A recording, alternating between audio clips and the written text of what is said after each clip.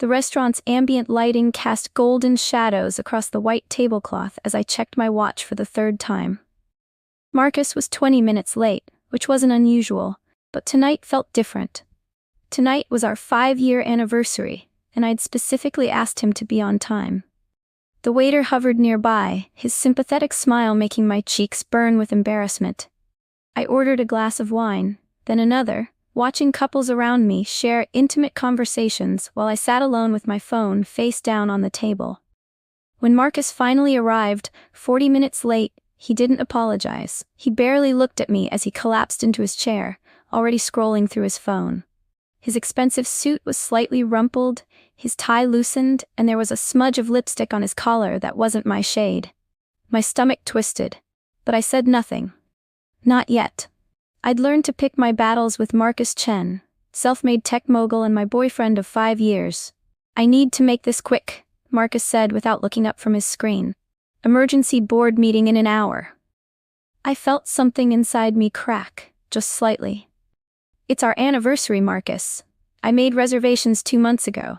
He waved his hand dismissively, finally meeting my eyes with an expression that bordered on annoyance. "Sarah, don't be dramatic. Business doesn't stop for dinner dates. You know how important the Meridian deal is." I did know. For the past 6 months, his company, Chen Technologies, has been negotiating the acquisition of Meridian Systems, a deal worth $200 million. He'd talked about nothing else, staying late at the office, missing weekends, canceling plans. I'd been patient, understanding, supportive, everything a good partner should be. But watching him check his phone while I sat across from him on our anniversary, I realized something profound. I was tired of being understanding. The waiter approached tentatively, and Marcus ordered without consulting the menu. "Just bring me the steak, rare, and another scotch," Marcus said, barely glancing at the waiter. "Actually, make it a double." I ordered the salmon, though my appetite had vanished entirely. The moment the waiter left, Marcus's phone buzzed again. He grabbed it eagerly, his face lighting up in a way it never did when he looked at me anymore. "Sorry, I have to take this," he said, already standing. He walked away from the table without waiting for my response, leaving me alone again. I watched him pace near the restaurant's entrance, gesturing animatedly, laughing at something whoever was on the other end said. The lipstick on his collar seemed to glow under the lights, a scarlet accusation I couldn't ignore. I pulled out my own phone, not to scroll mindlessly, but to open the email app I rarely checked. There was a message from my father's lawyer, dated 3 days ago. The subject line read, "Urgent, final settlement of estate." My father, Robert Morrison, passed away 8 months ago. A brilliant investor and venture capitalist, he'd built an empire from nothing, then died suddenly of a heart attack at 62. His death had shattered me, but Marcus had been too busy with work to attend the funeral. I'd grieved alone, handled the estate matters alone, existed in a fog of loss, while my boyfriend complained about board meetings. The email from James Patterson, my father's longtime lawyer and friend, was brief but intriguing. It requested my presence at his office first thing Monday morning to discuss time-sensitive matters regarding your inheritance and certain investments requiring immediate attention. I read it 3 times, curiosity pushing through my hurt. My father's estate had already been settled months ago, or so I thought. What could be so urgent now? Marcus returned to the table just as our food arrived. "This looks great," Marcus said, cutting into his steak without acknowledging his 15-minute absence. "So, listen about this weekend. I'm going to need to fly to San Francisco for the Meridian meetings." I set down my fork carefully. "You promised we would go to the cabin. We've had it planned for a month." He sighed, the sound laden with exasperation.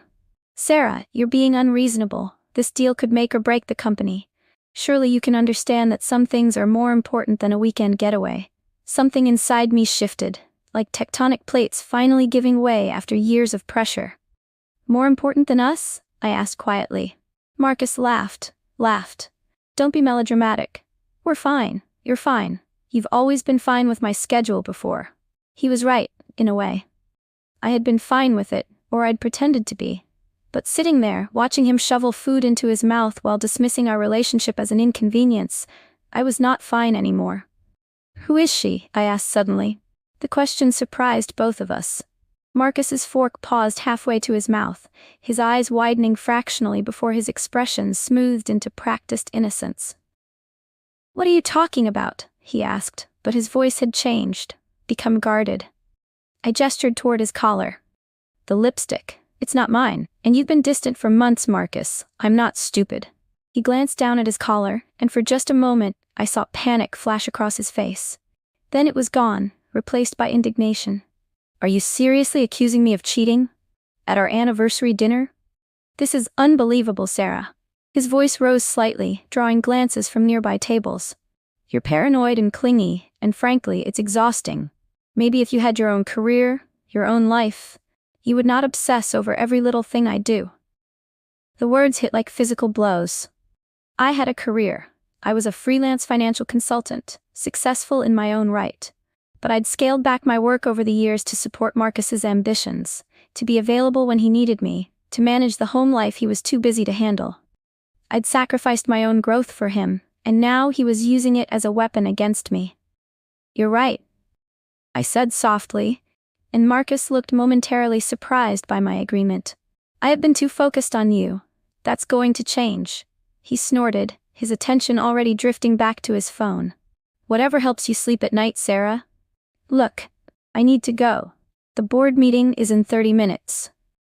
He stood, tossed his napkin on his half-eaten steak, and pulled out his wallet. He dropped several bills on the table without counting them. "That should cover dinner. I'll be home late, don't wait up." Then he left. Just walked out of the restaurant, leaving me sitting alone at our anniversary dinner with other diners' pitying stares boring into my back. I sat there for a long moment, processing what had just happened. The humiliation was overwhelming, but underneath it, something else was growing: anger. Pure, white-hot anger. I'd given Marcus 5 years of my life. I'd supported his dreams, celebrated his victories, consoled him through his failures. I'd introduced him to investors, including my own father, who'd been one of Chen Technology's earliest backers. And this was how he repaid me? With dismissal, disrespect, and infidelity. I signaled the waiter and ordered dessert, the most expensive thing on the menu. Then I pulled out my phone and sent a text to James Patterson, my father's lawyer. "Received your email. I'll be there Monday morning at 9. His response came within minutes. "Excellent. What I have to show you will change everything." I didn't know what he meant, but sitting there, eating chocolate soufflé alone, I decided I was ready for change. Ready for anything that might shift the power dynamic in my life. I went home to the penthouse apartment Marcus and I shared, though technically, I'd put up half the down payment using my inheritance. Marcus wasn't there naturally. The place was silent and cold, decorated in the minimalist style he preferred. Nothing about it felt like home, I realized. Nothing about it felt like me. I poured myself a glass of wine and sat in the living room, thinking. My father had always been an analytical thinker, able to see 10 moves ahead in any business deal. He'd taught me to analyze situations carefully, to look for leverage, to never make emotional decisions. Tonight, I'd been emotional, hurt, reactive. But that ended now. I spent the weekend alone. Marcus came home Saturday afternoon, made excuses about working all night, and left again Sunday morning for San Francisco without saying goodbye. I didn't call him. Didn't text. Instead, I spent those 2 days reviewing everything I knew about Chen Technologies, its structure, investors, board members, and most importantly, its vulnerabilities. Monday morning arrived cold and clear. I dressed carefully in a navy Armani suit my father had bought me years ago, paired with the pearl earrings he'd given me for my college graduation. Looking in the mirror, I saw echoes of him in my reflection. The same determined set to the jaw, the same calculating look in the eyes. James Patterson's office was in a sleek downtown building, all glass and steel. His assistant ushered me in immediately, and James stood to greet me with a warm hug. He'd been a fixture in my childhood, attending birthday parties and holidays, more uncle than lawyer. "Sarah," he said, his weathered face creasing with a smile. "You look just like your father, he'd be proud." I sat across from his massive desk, curiosity burning through me. "Your email said this was urgent. I thought the estate was settled months ago." James leaned back, steepling his fingers. "The estate itself is settled, Yes, but your father made certain arrangements before his death that I've been instructed to reveal to you under specific conditions. My pulse quickened. What conditions? James pulled out a thick folder and slid it across the desk. Your father was a very astute man. He knew Marcus Chen well, perhaps better than you realize. He was one of Chen Technology's first major investors, putting in $5 million during the Series B funding round 7 years ago. I knew this, of course. My father's investment had helped Marcus scale the company from a startup to a legitimate tech player. What you don't know, James continued, is that your father negotiated some very specific terms for his investment. Terms that give you, as his sole heir, considerable power over Chen Technologies. I opened the folder with trembling hands. Inside were contracts, stock certificates, and legal documents dense with technical language. James helped me understand. Your father purchased a 22% stake in Chen Technologies. Marcus holds 35%. The remaining 43% is split among various other investors and board members, with no single entity holding more than 8%. I was starting to understand, but I needed to hear him say it. What does this mean, James? He smiled, and it wasn't entirely kind. It means that with your 22%, you're the second largest shareholder in Marcus's company. But there's more. Your father included several clauses in his investment agreement. One states that in the event of company malfeasance, mismanagement, or breach of fiduciary duty, his shares, now your shares, can be voted in special board meetings to remove officers or directors. My mind was racing. Breach of fiduciary duty? James pulled out another document, this one stamped with dates from the past month. I've been monitoring Chen Technologies as per your father's instructions. Marcus has been engaging in some questionable dealings regarding the Meridian acquisition. He's funneling money through shell corporations, likely to offshore accounts, and the board hasn't been fully informed. This constitutes potential fraud and definitely qualifies as breach of fiduciary duty. I stared at the evidence before me. Bank records, email transcripts, financial statements showing irregular transfers totaling millions of dollars. Marcus wasn't just cheating on me personally. He was cheating on his own company. Why are you showing me this now? I asked. James's expression softened with sympathy. Your father left me specific instructions. I was to watch both Chen Technologies and your relationship with Marcus. If Marcus ever betrayed you, his words, I was to present you with these options on the first business day following that betrayal. I received a call from the restaurant Friday night. The maitre d' is a friend, and he contacted me after witnessing what happened. My father had planned this, I realized with stunned admiration. Even from beyond the grave, he was protecting me, giving me the tools I needed to protect myself. What are my options? I asked. James laid out 3 paths, each more devastating to Marcus than the last. But one stood out immediately. The nuclear option, James called it, is to call an emergency board meeting, present evidence of Marcus's malfeasance, and vote to remove him as CEO. With your 22% plus the support of several board members who are already concerned about his erratic behavior, you'd have the majority needed. You could then vote yourself or a proxy as interim CEO. The idea was intoxicating. Marcus had left me at dinner, humiliated me, dismissed our relationship as inconvenient, and I could take his company away from him. But I needed to be smart about this. What about the Meridian deal? I asked. James nodded approvingly. Good question. The deal closes on Friday. If Marcus is removed before then, the acquisition would likely collapse, destroying significant shareholder value. However, he pulled out yet another document. If you wait until after the deal closes, Chen Technology's value will triple. Your shares alone would be worth approximately $180 million.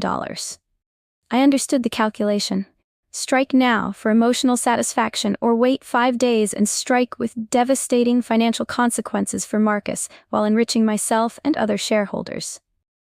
There's one more thing, James said. Marcus doesn't know you have inherited your father's shares. The transfer was handled quietly through a trust structure. As far as he's aware, those shares are still held by your father's estate in some nebulous probate process. I smiled for the first time since Friday night. So, he has no idea I have any power in his company. James smiled back. None whatsoever. The board knows, of course. I've been in contact with several members who are increasingly concerned about Marcus's behavior and secretive dealings. They're ready to support new leadership.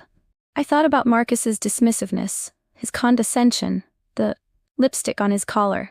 I thought about 5 years of putting his needs first, of being patient and understanding while he treated me like an inconvenience. Then I thought about my father, who'd loved me enough to give me this gift. Not just money, but power and choice. I want to call a board meeting, I said. Friday night after the Meridian deal closes. James nodded slowly. That's the smart play. Maximum impact, maximum leverage. I'll start making calls. We spent the next 3 hours strategizing. James had already done most of the groundwork, documenting Marcus's financial irregularities and building a case for his removal. What we needed now was to ensure board support. By noon, James had secured commitments from 4 board members, along with my 22%, which gave us 53% of voting shares. More than enough to remove Marcus and install new leadership. Who do you want as CEO? James asked. The question took me by surprise. I'd been so focused on removing Marcus that I hadn't thought beyond that. But now, sitting in this office surrounded by evidence of both Marcus's betrayal and my father's faith in me, the answer became clear. Me, I said. I want to be CEO. James studied me carefully. Are you sure? It's a massive responsibility. Chen Technologies has over 500 employees, contracts with major corporations, investors who'll scrutinize every decision you make. I met his gaze steadily.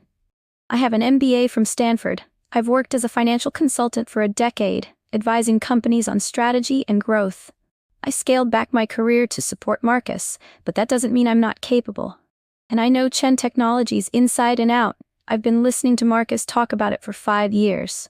James smiled, and this time it was genuine and warm. Your father would be very proud. All right, let's make you a CEO. The rest of Monday and all of Tuesday were spent in preparation. James drafted legal documents. I reviewed financial statements and strategic plans. We rehearsed presentations. By Wednesday, I was ready. Marcus, meanwhile, was completely oblivious. He called Tuesday night from San Francisco, barely speaking to me, mentioning the Meridian deal was progressing well and would close Friday afternoon. He'd be back Friday evening. Perfect timing. Thursday, I did something I'd never done before. I went to Chen Technologies' office unannounced, introducing myself to the staff as Marcus Chen's girlfriend. The reactions were interesting. Some employees seemed surprised that Marcus even had a girlfriend. Others were friendly, showing me around with pride in their work. I learned about projects Marcus had never mentioned, met talented people whose names I'd never heard. One woman, Jessica from marketing, mentioned casually, "It's nice to finally meet you." Marcus has been spending so much time with Amanda from Meridian that we were starting to wonder if they were a couple. Amanda. There was my confirmation. The lipstick had a name. I thanked Jessica and continued my tour, filing away information, noting potential allies, understanding the company culture. By the time I left, I had a complete picture of Chen Technologies. Not the version Marcus had presented, but the reality. Friday arrived. The Meridian deal closed at 2:30 p.m. with great fanfare. Marcus called me at 3, practically shouting with excitement. "We did it, Sarah! $200 million. This changes everything."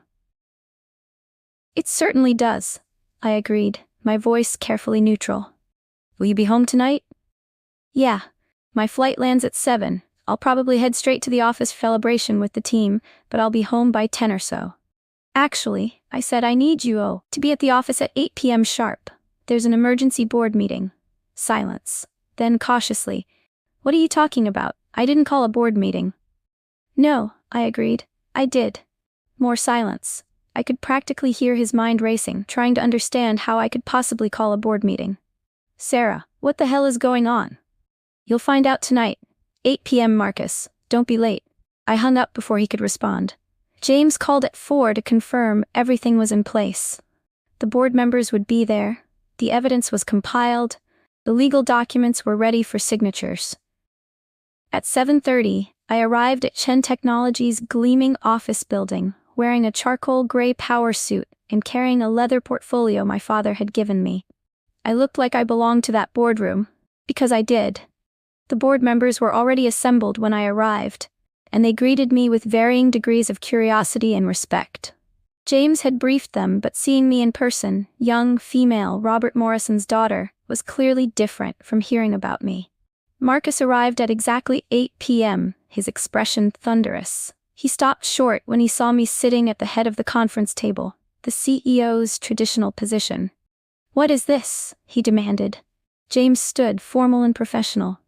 "Mr. Chen, please take a seat. This is a special meeting of the Board of Directors of Chen Technologies, called under Article 7, Section 3 of the Corporate Bylaws, which allows any shareholder holding more than 20% of voting shares to convene emergency meetings." Marcus's face went pale. 20%? We don't have any shareholders with 20% except me.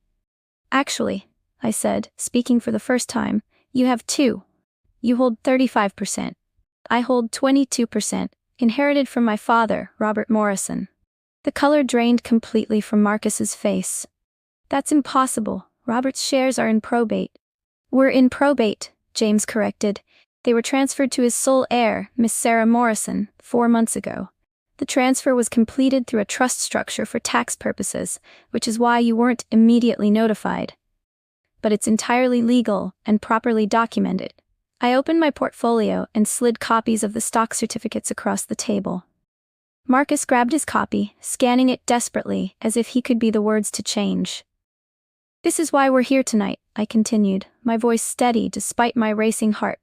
"I'm calling for a vote to remove Marcus Chen as Chief Executive Officer of Chen Technologies, effective immediately, due to breach of fiduciary duty and potential fraud." The room erupted. Marcus jumped to his feet, shouting denials. Several board members demanded evidence. I remained calm, nodding to James, who began distributing folders containing all the documentation we'd compiled: the shell corporations, the offshore accounts, the unauthorized money transfers.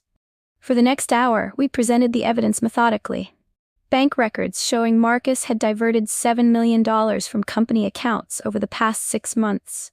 Emails discussing personal investments made with company funds. Records of luxury purchases and property acquisitions that far exceeded his CEO salary. Marcus tried to explain, to justify, to deflect. He claimed the transfers were legitimate business expenses. He accused me of manipulation, of using my relationship with him to gain information inside. He argued that my father had been senile when he made his investment arrangements. But the evidence was overwhelming, and the board members were not stupid. They could see what Marcus had done, could understand the legal and financial jeopardy he'd put the company in. At 9:30, we called for the vote. "All those in favor of removing Marcus Chen as CEO of Chen Technologies, say aye," James intoned. I said aye first, my voice clear and strong. Then, one by one, 4 other board members followed. 53% of voting shares. Marcus was out. He sat there in stunned silence as the reality settled over him. Everything he'd built, everything he'd sacrificed for gone in a single vote. "There's still the matter of who will serve as interim CEO while we conduct a formal search," one of the board members said. I stood, commanding the room's attention. "I'd like to nominate myself for the position of interim CEO. I have an educational background, professional experience, and most importantly, I have significant financial stake in this company's success. I believe I can stabilize operations, restore board confidence, and lead Chen Technologies forward." I gave a 15-minute presentation I'd prepared, outlining my vision for the company, my immediate priorities, and my qualifications. When I finished, another vote was called. This one was unanimous.